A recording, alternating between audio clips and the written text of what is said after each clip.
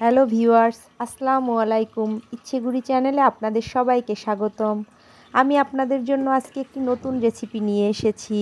রেসিপিটি হলো ডিম দিয়ে কলাই শাক ভাজি। প্রথমে কড়াইতে সাদা তেল দিয়ে নিতে হবে, তারপর শুকনো মরিচ দিয়ে ভেজে নিতে হবে। শুকনো মরিচ ভাজা হয়ে গেলে অন্য একটি পাত্রে তুলে নিতে হবে।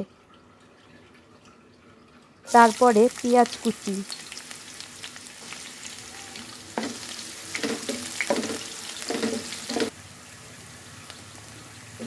একটি ডিম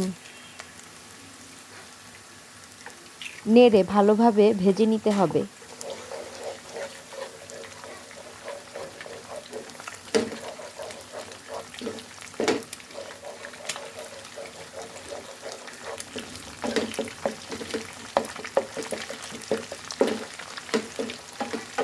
ভাজা হয়ে গেছে,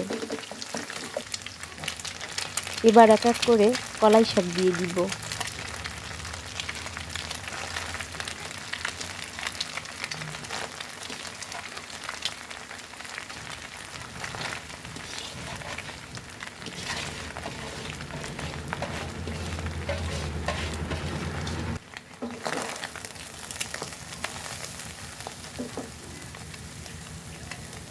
এরপরে পরিমাণ মতো লবণ দিয়ে দিতে হবে।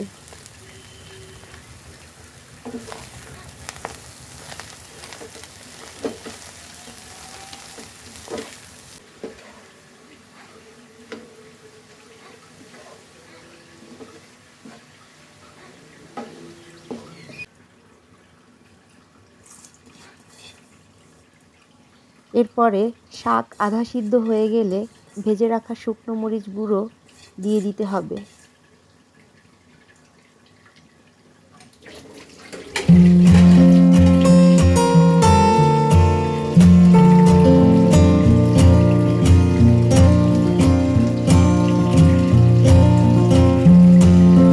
এরপরে আরও একটি ডিম দিয়ে ভালোভাবে নাড়তে হবে।